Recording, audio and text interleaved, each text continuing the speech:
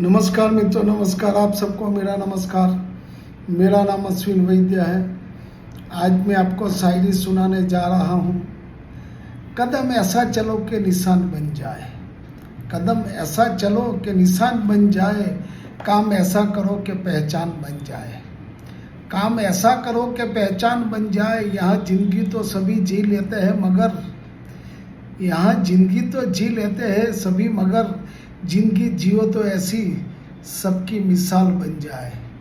जिंदगी जियो तो ऐसी कि सबकी मिसाल भी बन जाए।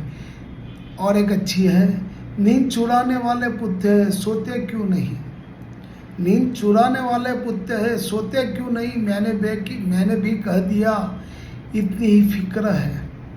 आपको मेरी इतनी ही फिक्र है तो फिर हमारे होते क्यों नहीं, तो फिर हमारे आप होते क्यों नहीं।